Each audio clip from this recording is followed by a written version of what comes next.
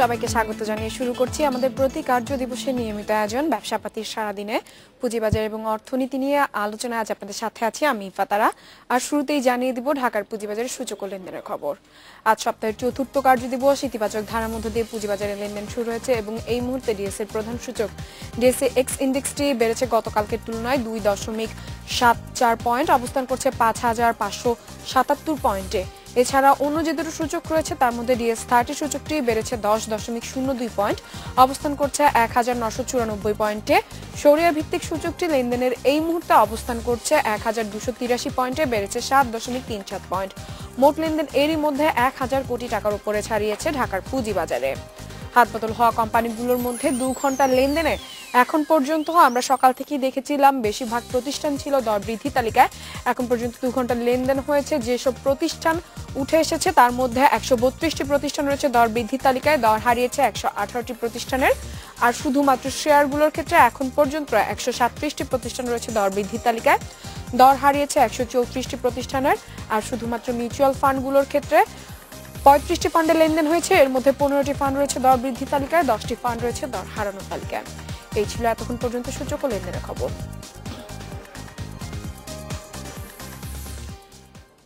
জানিয়ে রাখি, ব্যবসাপাতি অনুষ্ঠান চলাকালে আপনারা আপনাদের প্রশ্ন এবং মতামত পাঠাতে পারেন এসএমএস এর মাধ্যমে। এসএমএস পাঠাতে BIZO লিখে স্পেস দিয়ে আপনার নাম এবং প্রশ্ন পাঠিয়ে দিন 16232 নম্বরে যে কোনো মোবাইল থেকে। পুঁজিবাজার এবং সামগ্রিক অর্থনীতি নিয়ে আলোচনায় আজ আমাদের সাথে আছেন বাপেক্স বোর্ডের পরিচালক মোহাম্মদ জাহিদ হোসাইন। আমরা আলোচনা করব তার সাথে। আপনাকে স্বাগত জানাচ্ছি আমাদের অনুষ্ঠানে। প্রথমেই আমরা একটু পুঁজিবাজার নিয়ে আলোচনা করতে চাই। আমরা গতকালকে দেখেছি যে লেনদেন কিন্তু 1,000 কোটির ঘর অতিক্রম করে 2,000 কোটির ঘরে রয়েছে এবং যা কিনা 2010 সালের পরে এখন পর্যন্ত সর্বোচ্চ লেনদেন। সেই সাথে সূচকও কিন্তু গতকালকে সর্বোচ্চ অবস্থানে ছিল, যদিও আজকে একটু কমে গেছে কিছুটা। তো সার্বিকভাবে পুঁজিবাজারের এই যে হঠাৎ করে এই লেনদেনের গতি, কি মনে হচ্ছে কোন কারণগুলো এর পেছনে রয়েছে?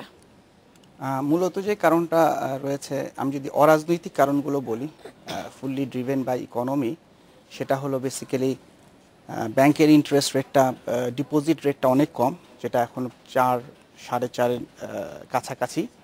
এটা একটা প্রধান কারণ। এবং এছাড়া দেখা যাচ্ছে যে অন্যান্য যেসব শেয়ারের যে ভ্যালুগুলো ছিল মার্কেটে, যে প্রাইসগুলো আছে, সেগুলা বিনিয়োগকারীদের জন্য বেশ অ্যাট্রাকটিভ, আকর্ষণীয়। বেশ কিছু শেয়ারে দেখা যাচ্ছে যে তারা যদি পরিকল্পনা মতো বিনিয়োগ করতে পারে, সেখান থেকে একটা ডিসেন্ট বা একটা সন্তোষজনক রিটার্ন তারা সেখান থেকে পেতে পারে। তো সেই জন্য আমার মনে হয় যে ওভারঅল স্টক মার্কেটের পরিস্থিতি এখন বেশ সন্তোষজনক এবং বিনিয়োগের জন্য বেশ আকর্ষণীয়। পুঁজিবাজারে যেহেতু আকার বাড়ছে, পরিধি বাড়ছে, সেক্ষেত্রে আপনার কি মনে হয় না যে ঝুঁকিগুলো সামনে চলে আসছে? তো এক্ষেত্রে কোন কোন বিষয়গুলোকে বিনিয়োগকারীদের জন্য সতর্কভাবে অবলম্বন করা উচিত, সতর্কতা? দেখেন, যে কোনো একজন বিনিয়োগকারী যখন সে যে কোনো একটা ব্যবসায় যায়, ওই ব্যবসা সম্বন্ধে কিন্তু তাকে একটা জ্ঞান তার থাকতে হয়। একমাত্র আমি আমাদের এই শেয়ার মার্কেটেই দেখলাম যে এই ব্যবসাটাতে কোনো জ্ঞান না থাকলেও লোকজন কিন্তু এই ব্যবসাটাতে চলে আসে। অথচ এই ব্যবসাটা কিন্তু সবচাইতে ঝুঁকিপূর্ণ একটা ব্যবসা, কারণ আপনি এখানে কোনো প্রোডাক্ট দেখতেছেন না, কোনো কিছুর এক্সিস্টেন্স নাই। তো বেসড অন কিছু ইনফরমেশনের উপরে, মানে তথ্য, কোম্পানির কিছু তথ্যের উপর ভিত্তি করে কিন্তু বিনিয়োগ করতে হয় এবং সিদ্ধান্তগুলো নিতে হয়। সো প্রথমে যেটা খুব গুরুত্বপূর্ণ, একজন বিনিয়োগকারীর ব্যবসার যে বেসিক যে নলেজগুলো আছে, একটা ফিনান্সিয়াল স্টেটমেন্ট অ্যানালাইসিস করার যে জ্ঞানটা আছে, এই জ্ঞানটা তার অর্জন করতে হবে। এবং যেসব কোম্পানির শেয়ারগুলো ফান্ডামেন্টালসগুলো ভালো, লাইক আমরা পি রেশিও বলি, কোনো কোনো ক্ষেত্রে NAV বলি, এই জিনিসগুলো তাকে ভালো মতো কেয়ারফুলি দেখতে হবে। এবং অনেক কোম্পানি আছে যাদের ব্যাকগ্রাউন্ড খুব একটা ভালো না, অর্থাৎ বিজনেস খুব ভালো করতেছে না, যে ইন্ডাস্ট্রির মধ্যে আছে, ইন্ডাস্ট্রির কোনো একটা গ্রোথ নাই, ওইসব থেকে দূরে থাকাই তাদের জন্য ভালো। আর আরেকটা যেটা স্টেক হোল্ডাররা যে কাজগুলো করতে পারে, আমি দেখলাম recently securities and exchange commission কিছু মতবিনিময় সভা করেছে এবং তারা বলছে যে প্রতি মাসে তারা এরকম সবাইকে নিয়ে বসবে, যেসব জায়গায় ফ্ল্যাগ করা দরকার, ঝুঁকি কোথায় কোথায় আছে, সেগুলো তারা সবাইকে জানাবে। মার্চেন্ট ব্যাংকগুলোকেও বিভিন্নভাবে, হাউসগুলোকেও বিভিন্নভাবে সিকিউরিটিজ অ্যান্ড এক্সচেঞ্জ কমিশনকে সহায়তা করতে হবে, যেন মার্কেটে যে ঝুঁকিগুলো আছে, ঝুঁকিগুলোকে কিন্তু মিনিমাইজ করা যায়। আর এবার আরেকটা খুব ভালো দিক, এই যে গ্রোথ হচ্ছে, এই গ্রোথের একটা ভালো দিক হলো যে জাঙ্ক শেয়ারগুলো থেকে খুব একটা কন্ট্রিবিউশন আসছে না এই গ্রোথ। এই যে টার্নওভারে যে 1,000 কোটি বা গতকাল এখন পর্যন্ত 1,000 কোটি, গতকাল ছিল 2,000 কোটি, এই এই যে টার্নওভার থেকে কিন্তু ভালো ভালো আমরা যেগুলো ভালো শেয়ার বলি সেই ভালো শেয়ারগুলোর থেকে কিন্তু কন্ট্রিবিউশন আসতেছে এবং এবং ইন্ডেক্সে কিন্তু এদের কন্ট্রিবিউশনটাই বেশি। এদের কন্ট্রিবিউশন বেশি, কিন্তু তারপরেও কিন্তু আমরা দেখতে পাচ্ছি যে জাঙ্ক ক্যাটাগরির শেয়ারের লেনদেন অনেক বেশি হচ্ছে। তো এই বিষয়টি নিয়ে আপনার সাথে আরো আলোচনা করব, কিন্তু তার আগে নিব 50 সেকেন্ডের একটি বিরতি। এ পর্যায়ে নিচ্ছি 50 সেকেন্ডের একটি বিরতি, সাথেই থাকুন।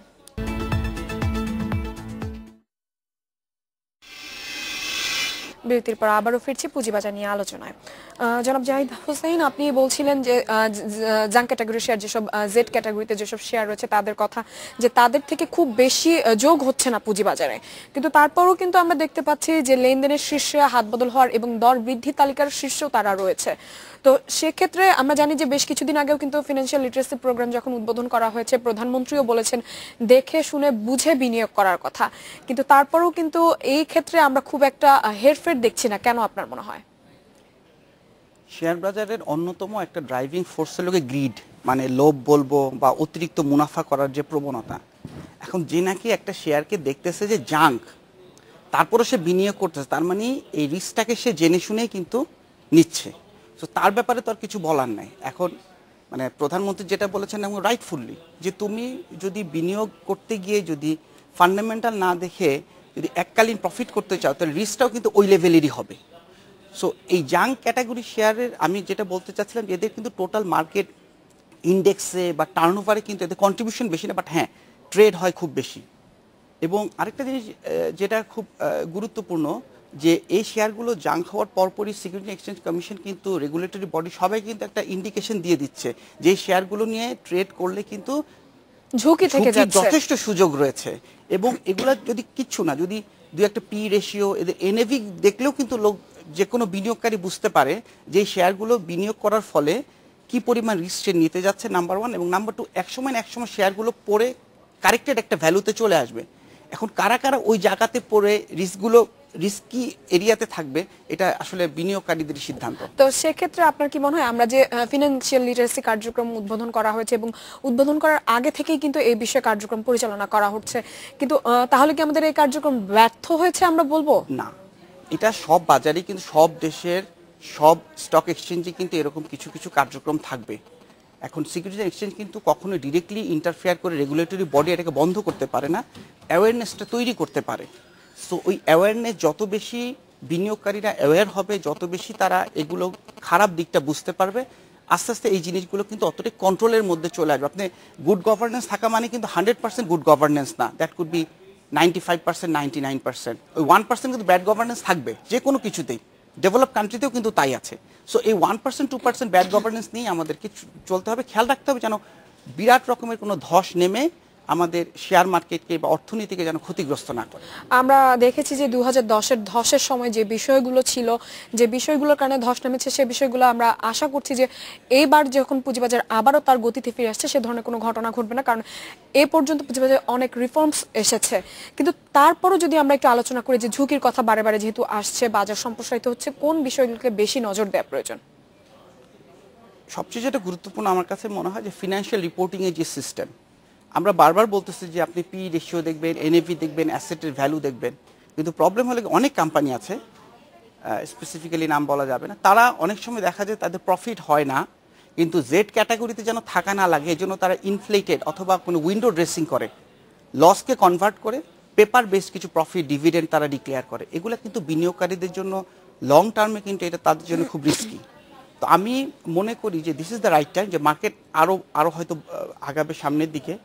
এখন যত বেশি ডিজিটালাইজেশন করা যায় বিভিন্ন কোম্পানিগুলোর অ্যাকাউন্টিং সিস্টেমগুলোকে, এবং তাদেরকে যদি প্রথমবার স্ট্যাটুটরি অডিট হওয়ার পরে যদি টেস্ট বেসিসে এসিসি আরেকটা অডিটর দিয়ে যদি দু একটা কোম্পানিকে আবার অডিট করে যদি চেক করে যে ফার্স্ট টাইম যে অডিটটা হয়েছে এটা থেকে কোনো কিছু আনকাভার্ড রয়ে গেছে কিনা, তাহলে কিন্তু এই রিস্কগুলোকে বিনিয়োগকারীদের সামনে আরও নিয়ে আসতে পারবে, এবং কোনো কোনো ক্ষেত্রে দেখা যাবে যে তাদের কে শাস্তিমূলক ব্যবস্থা নেওয়াটাও কিন্তু সহজতর হবে।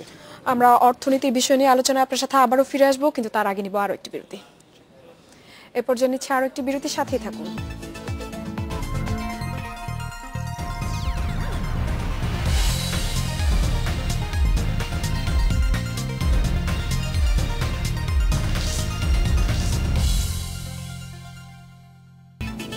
বিরতির পর আবারও আমন্ত্রণ জানাচ্ছি ব্যবসাপাতি সারাদিনে পুঁজিবাজার এবং অর্থনীতি নিয়ে আলোচনায়। আজ আমাদের সাথে আছেন বাপেক্স বোর্ডের পরিচালক মোহাম্মদ জাহিদ হোসাইন। আমরা আবারও ফিরছি আলোচনায়। মোহাম্মদ জাহিদ হোসেন, আমরা পুঁজিবাজার নিয়ে আলোচনা করছিলাম, এবার যদি আমরা একটু অর্থনীতির দিকে আলোচনা করি। আমরা গতকালকে দেখেছি যে ব্যবসায়ীদের সাথে এনবিআর এর বৈঠক ছিল, সেখানে ব্যবসায়ীরা অভিযোগ করেছেন যে রাজস্ব আদায়ের কারণে যে রাজস্ব কর্মকর্তাদের যে চাপ থাকে তার কারণে যে কার্যক্রম তারা পরিচালনা করছে, তারা আশা করছে যে এই ধরনের চাপ দেওয়ার কারণে হয়তো কাঙ্ক্ষিত রাজস্ব আদায় সম্ভব হবে না। তো আপনার কি মনে হয় যে আসলে আমাদের যেহেতু অর্থনীতি বড় হচ্ছে, সেক্ষেত্রে কিন্তু রাজস্ব একটি বড় ভূমিকা রাখছে? আপনার জিডিপির তুলনায় রাজস্বর কালেকশনটা অন্যান্য দেশের তুলনায় বাংলাদেশে কম। এটাকে আসলে একটা যুগোপযোগী পর্যায়ে নিয়ে যেতে হবে। লোকাল রিসোর্স কালেকশন করতে না পারলে বৈদেশিক ঋণের উপর ভিত্তি করে অর্থনীতি আসলে সাস্টেইনেবলি টেকসইভাবে দাঁড়াতে পারবে না। কিন্তু যেভাবে এখন আসলে রাজস্ব আদায়ের দিকে টার্গেট দেয়া হচ্ছে রাজস্ব কর্মকর্তাদের, সাথে সাথে তারা যে কার্যক্রমগুলো নিচ্ছেন, তাতে এক দৃষ্টিতে মনে হয় যে আসলে ব্যবসার জন্য রাজস্ব না, রাজস্বের জন্য ব্যবসা। এটা করতে পারবে হয়তো আরও 2-3 বছর এভাবে হয়তো ব্যবসায়ীদের কাছ থেকে রাজস্ব আদায় করা যাবে, কিন্তু পুনঃবিনিয়োগে যে ব্যাপারটা আছে, ব্যবসায়ীরা একটা বছরে প্রফিট করলে পরের বছর তারা এই প্রফিটটা আবার পুনঃবিনিয়োগ করে, নতুন কর্মসংস্থানের সৃষ্টি হয়, অর্থনীতি আরও বেগবান হয়। কিন্তু এই জিনিসটা কিন্তু আপনি ইদানিং লক্ষ্য করবেন না, কারণ এই দেখায় বলাই হচ্ছে যে বিনিয়োগ অনেক কমে গেছে, স্পেশালি লোকাল বাংলাদেশের বিনিয়োগ। তো যেই কারণে আমি মনে করি যে ভ্যাট কালেকশনটা অবশ্যই করতে হবে, কিন্তু এতটা টার্গেটটাকে এত অ্যাম্বিশাস করা যাবে না। 40-50% ইয়ার অন ইয়ার যদি গ্রোথ হয় রাজস্ব আদায়ের, তাহলে সেটা আমি মনে করব যে ব্যবসায়ীদের জন্য, নাগরিকদের জন্য এটা আসলে খুবই একটা চাপ সৃষ্টিকারী একটা ফ্যাক্টর। দ্বিতীয় হলো গিয়ে ভ্যাটের যে রেটটা আছে, যেটা কালকে এফবিসিসিআই প্রেসিডেন্ট বলেছেন যে 7% করার জন্য, 15 খুব বেশি।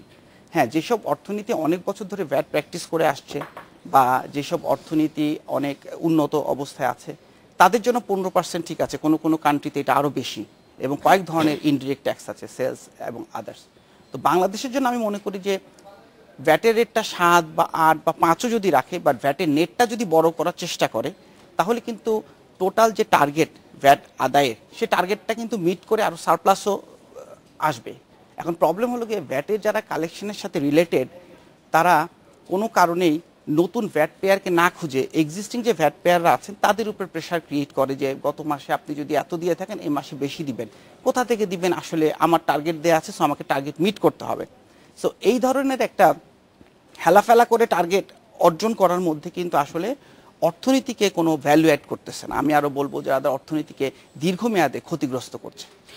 সেক্ষেত্রে যদি আমরা জানি যে চলতি বছরের জুলাই থেকে কিন্তু নতুন ভ্যাট আইন কার্যকর হওয়ার কথা রয়েছে, যদি এটি কার্যকর হয় তাহলে ব্যবসায়ীরা কি ধরনের সমস্যায় পড়তে পারে, আর কার্যকর না হলে সরকার কি ধরনের সমস্যায় পড়তে পারে?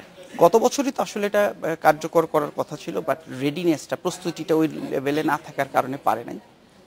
এই আইনের বেশ কিছু ভালো দিক আছে, এটা আর বলতেই হবে। যেমন অনলাইন করা হচ্ছে, অনলাইন করলে কিন্তু সবার জন্য ভালো, সরকারের জন্য ভালো, ব্যবসায়ীদের জন্য ভালো। এবং ভ্যাটের যত ইনপুট আছে, ইনপুট ভ্যাট আছে, অর্থাৎ ক্রয় পর্যায়ে যে ভ্যাটগুলো দিয়ে আসবে পুরোটা বেনিফিট নেওয়া যাবে, এটা খুব ভালো দিক। প্রাইস ডিক্লারেশনের কোনো বিষয় নাই, কারণ 91-এ যখন ভ্যাট আইনটা হয় তখন তো আসলে আমাদের মাত্র শুরু হলো, তখন একটা প্র্যাকটিস, দীর্ঘ 25-26 বছর ধরে আমাদের প্র্যাকটিস হলো। এখন আমরা একটা ভালো একটা ভ্যাট লয়ের দিকে আগায় যাব।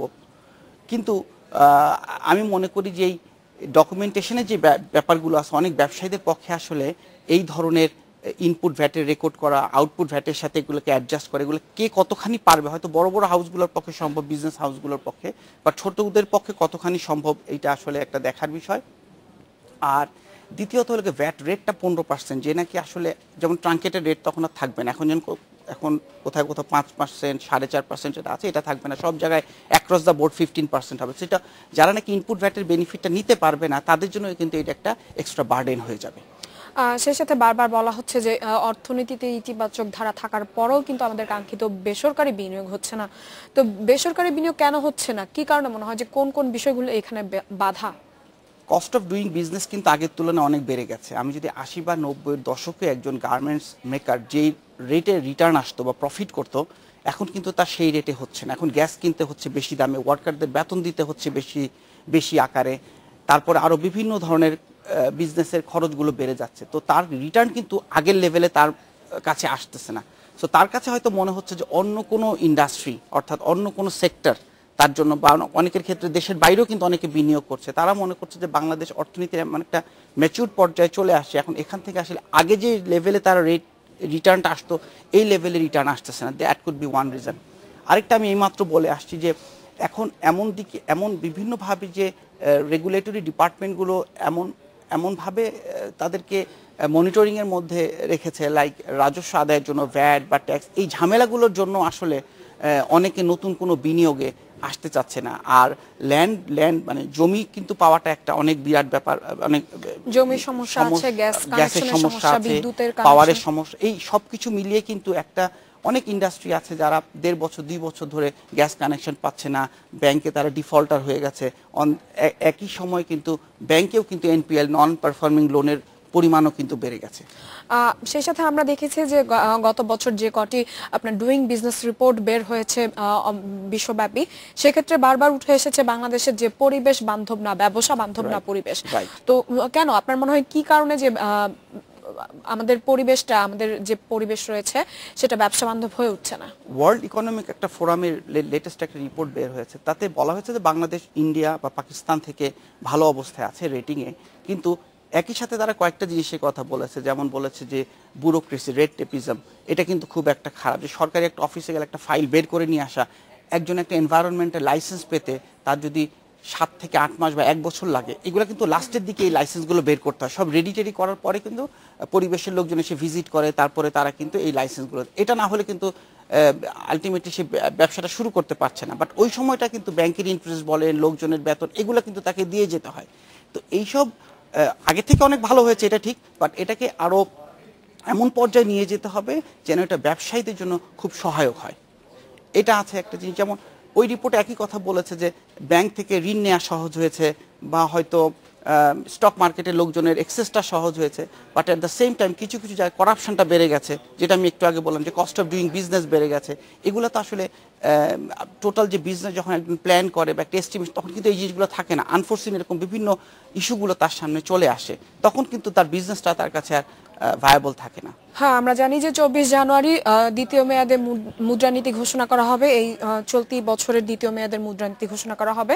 তো সেক্ষেত্রে এবার বিশ্লেষকরা পরামর্শ দিয়েছেন যেন সম্প্রসারণমূলক মুদ্রানীতি গ্রহণ করা হয়। গত বছর আমরা দেখেছিলাম যে মুদ্রানীতি ছিল সংকুলান এবং সংযত। তো এক্ষেত্রে ব্যবসায়ীদের সাথে আপনি কতটুকু একমত হবেন? ব্যবসায়ীরা যেটা বলছেন, this is all right, because তারা সবসময় বলে আসছেন যে ইন্টারেস্ট রেট যেন সিঙ্গেল ডিজিটে কোনো কোনো ক্ষেত্রে 6-7-এর মধ্যে চলে আসে, যেটা এখন সম্ভব, কারণ ডিপোজিট রেট 4 চলে আসে, ইন্টারেস্ট রেটও আরও কমে আসতে পারে। বাট এখানে একটা প্রবলেম যেটা মুদ্রানীতিতে বারবার অ্যাড্রেস করা হয় আমাদের মুদ্রাস্ফীতিটাকে, কারণ মুদ্রাস্ফীতি গত কয়েক বছর ধরে 5, 6, 7-এর মধ্যে কিন্তু আছে। এতে থাকার ফলে কিন্তু আমাদের অর্থনীতি মোটামুটি 6.5, 7 জিডিপি অর্জন করা সহজ হচ্ছে। তো সম্প্রসারণশীল মুদ্রানীতিতে যদি যায় তাহলে হয়তো এই মুদ্রাস্ফীতিটাকে কন্ট্রোল করা অনেক সময় কঠিন হয়ে যেতে পারে। বাট ব্যবসায়ের স্বার্থে কিন্তু ইন্টারেস্ট রেটটাকে কমায় নিয়ে আসা উচিত, এবং এই যে ব্যাংকগুলো এখন যে স্প্রেড রাখতেছে ইন্টারেস্ট ডিপোজিট এবং লেন্ডিংয়ের মাঝখানে 6-7%, এটাকে আরও কমায় নিয়ে এসে যেন ব্যবসায়ীদের জন্য ব্যবসা করাটা, ঋণ নিয়ে ব্যবসা করাটা যেন আরো সহজ হয়। সো অতটা সম্প্রসারণশীল যদি নাও করে, বাট আমি বলবো যে খুব একটা সংকোচনশীল না রেখে, কনজারভেটিভ না রেখে কিছুটা উদার হওয়াটা এখন বোধহয় সময় এসছে। জনাব জাহিদ হোসাইন, আমাদের অনুষ্ঠানে আসার জন্য আপনাকে অসংখ্য ধন্যবাদ। ধন্যবাদ। এই ছিল আজকের আয়োজনে আমন্ত্রণ আমাদের পরবর্তী সংবাদে।